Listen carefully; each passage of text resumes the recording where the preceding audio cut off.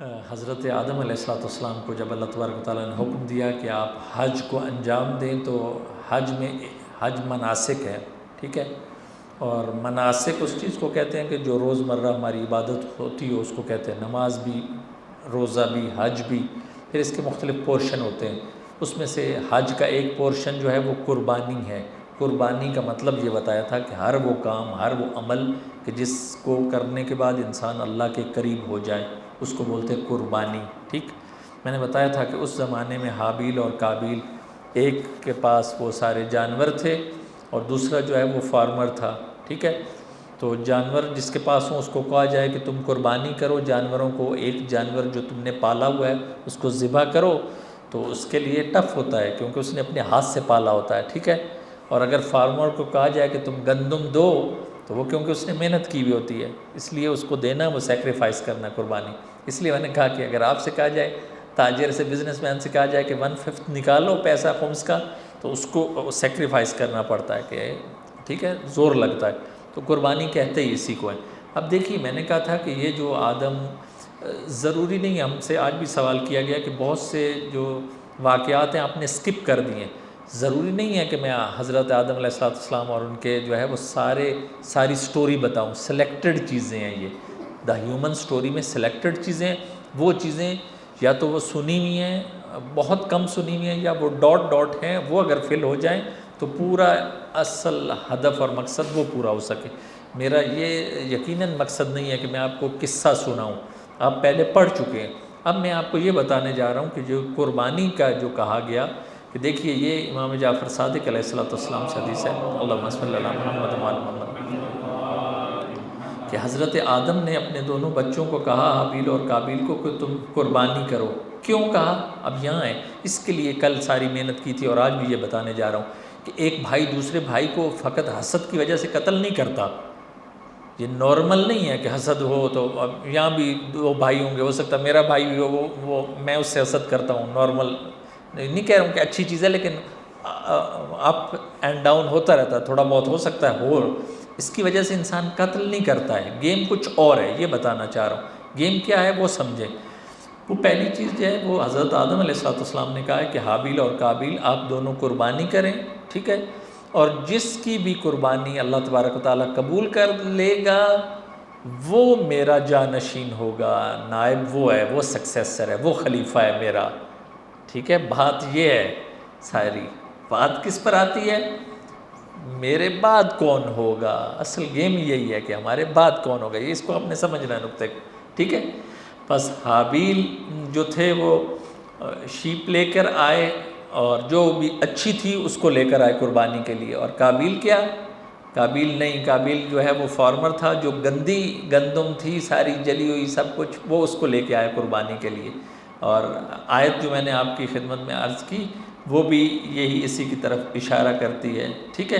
اب کیا ہوا کہ اللہ تبارک و تعالیٰ اس زمانے میں کیا چیز تھی، یہ توجہ رکھیے گا، سائن یہ تھا کہ ایک طرف وہی قربانی کی شیپ ہے اور دوسری طرف خراب گندم ہے، علامت یہ تھی ایکسیپٹنس کی، قال انما یتقبل اللہ من المتقین، کہ جو متقی ہے اس کی قربانی قبول ہو جائے گی، ٹھیک ہے۔ وہ کیا ہوا تھا، اللہ تبارک و تعالیٰ نے آسمان سے آگ بھیجی، آگ، کہ جس کی قربانی بھی جل جائے گی اس کی قربانی قبول ہو جائے گی، ٹھیک ہے۔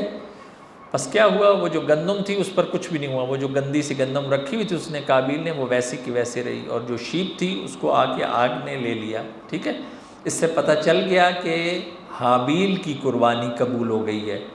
اب یہ قابیل اور حابیل دیکھ رہے تھے، یہ دونوں سامنے سے دیکھ رہے تھے، ٹھیک ہے۔ اب دیکھیے شیطان کی گیم دیکھیے، یہاں شیطان فوری قابیل کے پاس گیا ہے، کہہ رہا ہے کہ یہ دیکھو، فوراً وسوسہ کرنا شروع کر دیا ہے کہ دیکھو تم نے دیکھا ہے کہ آگ سبب بنی ہے قربانی کی قبولیت کی، ٹھیک ہے۔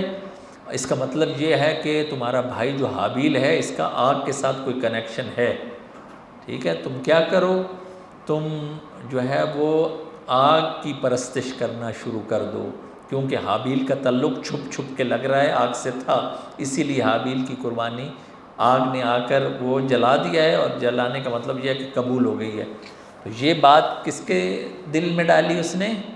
قابیل کے دل میں شیطان ابلیس نے ڈالی۔ دیکھیے یہ ایسا کام کرتا ہے، ایکسپرٹ ہے ان چیزوں کا، اب دیکھیے اللہ تبارک و تعالیٰ کا گھر جو ہے وہ حضرت آدم علیہ السلام نے بنایا ہے، حضرت آدم نے ہی یہ مناسک سکھا رہے ہیں، خود بھی کیے ہیں حج، اور پھر آگے اپنے بچوں کو بھی کہا ہے کہ کرو، ٹھیک ہے نا.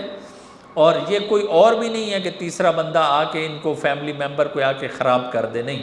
اب اندر سے خرابی اگر ہو تو یہی مشکل ہوتی ہے کہ ایک طرف اللہ کا گھر ہے جو اللہ نے عبادت کے لیے مختص کیا، بالکل اس کے اپوزٹ کیا ہوگا، وہ ٹیمپل بنائے گا، ٹیمپل آف فائر، ٹھیک ہے، آتش کدہ بنائے گا کہ یہاں مجھے اب آگ کی عبادت کرنی ہے تاکہ میری قربانی قبول ہو سکے. یہ دیکھیے رانگ سائڈ پر فوراً ابلیس نے اس کو لگا دیا ہے. اگلی چیز جو ہم لوگوں کو سیکھنی ہے، اس میں بہت سے نکات ہیں وہ پتہ لگنے چاہیے. وہ کیا چیز ہے؟ اب سب کو پتہ چل گیا تھا قربانی کے بعد، میں نے کہا نا یہ ڈاٹس ہیں، یہ نہیں سنے ہوئے، اس لیے میں ان کو بول رہا ہوں، باقی ساری چیزیں نہیں بتا رہا ہوں. اب سب کو پتہ چل گیا تھا، کیا چیز سب کو پتہ چل گئی تھی؟ کہ حابیل جو ہے وہ جانشین ہے. کس کا؟ حضرت آدم کا جانشین کون ہے؟ حابیل، ٹھیک ہے، سب کو پتہ چل چکا تھا، ٹھیک ہے. اب جو ہے وہ ابلیس بھی بیکار نہیں بیٹھتا، ابلیس نے آہستہ آہستہ وہ کہنا شروع کر دیا، ٹھیک ہے، کس کو؟ قابیل کو، کہ تمہارا تو فیوچر خراب ہو گیا، تمہارے بچوں کا کیا بنے گا، آئندہ آنے والی نسل کا کیا بنے گا. اس نے کہا کیوں، کیا ہوا ہے؟ اس نے کہا کہ یہ تمہارا بھائی جو ہے تمہارے باپ کے بعد یہ جانشین بننے والا، ٹھیک. تو وہ جیلسی جو تھی آہستہ آہستہ اس کو پیک پر لے گیا، ٹھیک ہے، نہ فقط پیک پر لے گیا، پھر اس کو آئیڈیا دیا شیطان نے، ابلیس نے، کہ دیکھو تمہارا فیوچر اس ٹائم سے ہوگا کہ تم اپنے بھائی کو مارو، فنش کرو اور خلاص، جب یہ مر جائے گا تو تم سکسیسر، تم جانشین بن جاؤ گے، ساری گیم ہی ختم ہو جائے گی. یہ کون کہہ رہا ہے؟ ابلیس کہہ رہا ہے. کس کو؟ قابیل کو. تو قابیل نے بھی یہ سنا تو اس نے کہا تو پتہ چل جائے گا ہمارے باپ کو، آدم کو. ان کا نہیں، تم مارو، مار کے اس کو خلاص کرو کسی دوسری جگہ پر. اب ایسا ہی کیا قابیل نے کہ حابیل کو مار دیا. مارنے کے بعد پتہ نہیں تھا کہ اس کو کیا کرنا ہے، دفن کرنا ہے، کیا کرنا ہے. آیت قرآن کی فَبَعَثَ اللَّهُ غُرَابًا يَبْحَثُ فِي الْأَرْضِ لِيُرِيَهُ كَيْفَ سَوْءَةَ أَخِيهِ قَالَ يَا وَيْلَتَىٰ أَعْجَزْتُ أَنْ أَكُونَ مِثْلَ هَٰذَا الْغُرَابِ فَأُوَارِيَ سَوْءَةَ أَخِيهِ فَأَصْبَحَ مِنَ النَّادِمِينَ. کہ کوے آئے، ایک کوے نے دوسرے کو مارا، پھر اس کوے نے سکھایا کہ کیسے دفن کرنا ہے زمین پر. یہ اللہ تبارک و تعالیٰ کی طرف سے تھا، ٹھیک ہے. پس بعض اوقات انسان کا معلم اور ٹیچر کوا بھی ہو سکتا ہے، ٹھیک ہے، یہ اپنی جگہ پر. اب اس نے جو اپنے بھائی کو مارا تھا تاکہ گیم ختم ہو سکے، تو چھپ کے یہ جب سارا دیکھا تو دفن بھی کر دیا. جب گھر آیا تو حضرت آدم نے پوچھا کہ کہاں ہیں حابیل، کہاں ہیں؟ اس نے کہا مجھے تو کچھ پتہ نہیں، مجھے تو نہیں پتہ ہے. اللہ تبارک و تعالیٰ نے وحی کی، حضرت آدم کو بتایا کہ اس جگہ پر اس نے آپ کے بیٹے کو اور اپنے بھائی کو مار کے دفن کر دیا. حضرت آدم علیہ السلام بہت گریہ کیا انہوں نے. کیوں؟ کیونکہ حابیل جانشین آدم تھے، ٹھیک ہے کہ 40 دنوں تک روتے رہے، 40 دنوں تک گریہ کرتے رہے. بس 40 کا عدد بہت امپورٹنٹ ہے روایت میں، دیکھیے 40 دن تک، 40 تک کیا کرتے رہے؟ گریہ کرتے رہے حضرت آدم علیہ السلام. اللہ تبارک و تعالیٰ نے اس حزن کی وجہ سے، اس مصیبت کی وجہ سے، اس مسائل پر جو اجر ہے اس کے ضمن میں اللہ تبارک و تعالیٰ نے کہا کہ اے آدم صبر کیجئے، ہم آپ کو ایک اور بیٹا عطا کریں گے. وہ بیٹا کون تھا؟ ہبۃ اللہ. پھر بیٹا پیدا ہوا ہبۃ اللہ، اللہ کا ہدیہ، gift, the gift of God. اور ان کا دوسرا نام کیا ہے؟ حضرت شیس. شیس آپ نے سنا ہے، شین یہ اور فے، ٹھیک ہے.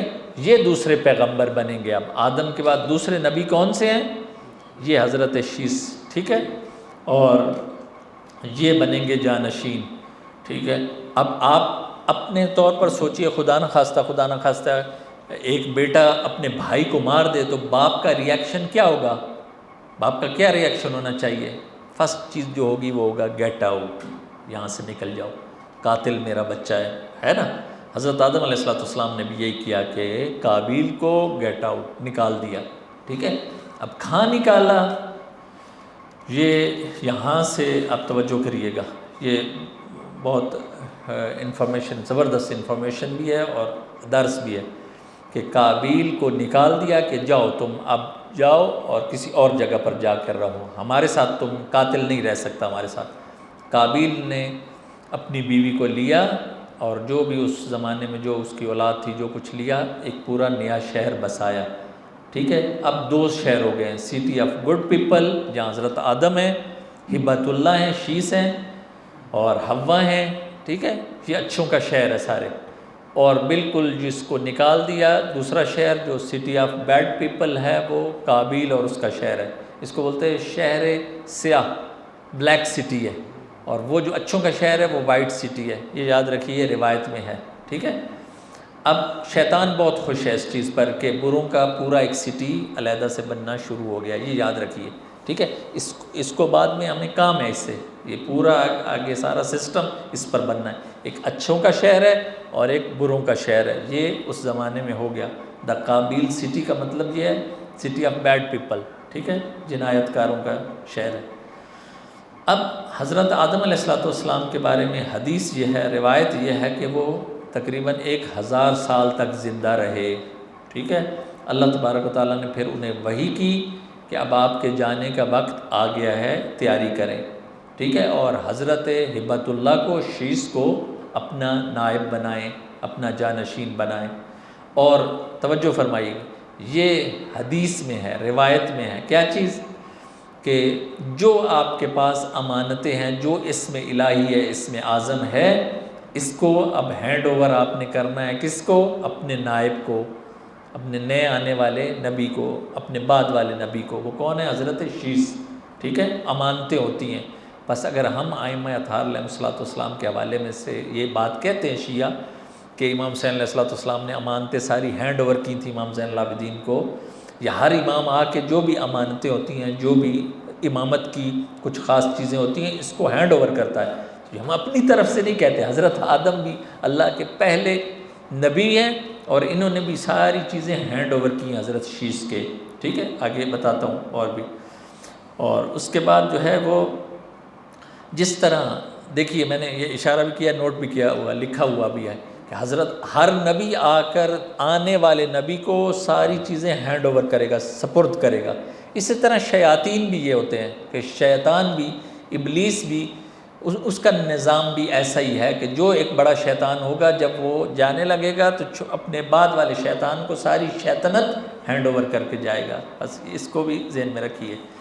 اب وہ جو چیز تھی وہ یہ تھی کہ حضرت آدم علیہ السلام، توجہ رکھنی، وصیت تھی ان کی۔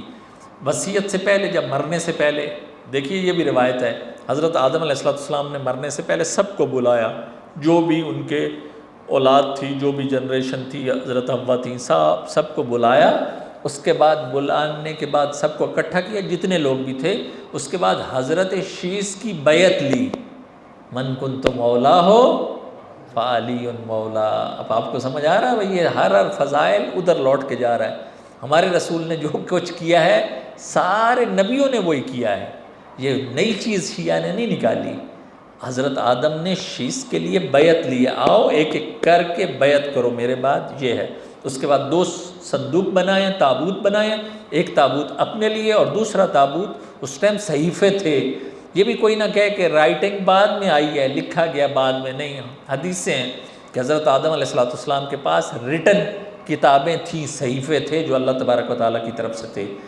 بس یہ بھی آپ کو آج پتہ چل گیا کہ ایسا نہیں ہے کہ آدم کے کتنے سال کے بعد آ کے کچھ ریٹن ساری چیزیں آئی ہیں، نہیں، ہمیں حدیثیں بتا رہی ہیں کہ آدم پڑھے لکھے تھے، ایسا نہیں ہے کہ آہستہ آہستہ یہ سب کچھ ہوا، نہیں، اللہ تبارک و تعالیٰ نے سب کچھ سکھایا ہوا تھا، اور اسماء اعظم سے اور کلمات تامہ سے یہ سب چیزیں سیکھی ہوئی تھیں، اور زندگی گزارنے کا طریقہ بھی آدم نے سیکھا ہوا تھا، کس سے؟ نور محمد و آل محمد سے، ساری خوبیوں کی، خیر کی بازگشت اسی نور کی طرف ہوگی، یاد رکھیے، اس لیے وہ نور وجہ تخلیق کائنات ہے۔ اس کے بعد آ جائیے، ایک آدم نے صندوق اپنے لیے بنوایا کہ جب میں مروں تو اس کو مجھے تابوت میں ڈالنا، اور دوسرا تابوت جو تھا اس میں ساری امانتیں تھیں، صحیفے تھے، ساری ایسی چیزیں تھیں کہ جو حضرت شیس کو ہینڈ اوور کیا، ٹھیک ہے۔ اور اس کے بعد جو ہے وہ اب حضرت آدم علیہ السلام کی موت کا وقت آیا۔ موت کے وقت سے پہلے یہ بھی بہت ایک واقعہ نئی چیز ہوگی آپ سب کے لیے، وہ کیا ہے وہ یہ ہے کہ حضرت آدم علیہ السلام نے حضرت شیش سے یہ کہا، ہبۃ اللہ سے یہ کہا کہ میرا دل چاہ رہا ہے کہ بہشتی پھل کھانے پر، بہشتی فروٹ کھانے پر، اس کا مطلب ہے بہشت برزخی سے ابھی بھی لنک تھا، ٹھیک ہے۔ ہبۃ اللہ اور شیش کو کہا کہ جاؤ میرے لیے بہشتی پھل لے کر آؤ، فروٹ لے کر آؤ، میں کھاؤں۔ جب وہ جا رہے تھے راستے میں حضرت شیش کو حضرت جبرائیل ملے، تو انہوں نے کہا کہاں؟ تو انہوں نے کہا جا رہا ہوں بہشت برزخی میں، اور اپنے والد کے لیے وہ پھل لے کر آ رہا ہوں کہ ان کی خواہش ہے کہ وہ میں کھاؤں۔ تو حضرت جبرائیل نے کہا کہ آ جائیے اب۔ انہوں نے کہا کیوں، کیا ہوا؟ انہوں نے کہا کہ حضرت آدم کی روح اللہ تبارک و تعالیٰ نے قبض کر لی ہے اور ان کا انتقال ہو چکا ہے، ان کی ڈیتھ ہو چکی ہے، ٹھیک۔ اس کے بعد کیا ہوا؟ اس کے بعد یہ ہوا کہ اس میں اب حضرت شیش پہلے ہیں، پہلے اللہ کے نبی کے بعد والے نبی ہیں۔ اب پہلے نبی کا اگر انتقال ہو گیا، انہوں نے کیا کرنا ہے، ٹھیک ہے۔ تو حضرت شیش نے حضرت جبرائیل کو کہا کہ بسم اللہ، کیا کرنا ہے اب سارے، کیا اب اگلا کیا ہے، پروسیس کیا ہے، کیا کرنے کا؟ تو حضرت جبرائیل نے انہیں کہا کہ اب آپ اپنے والد کا اور اپنے نبی کا، حضرت آدم علیہ السلام کا جنازہ پڑھائیے۔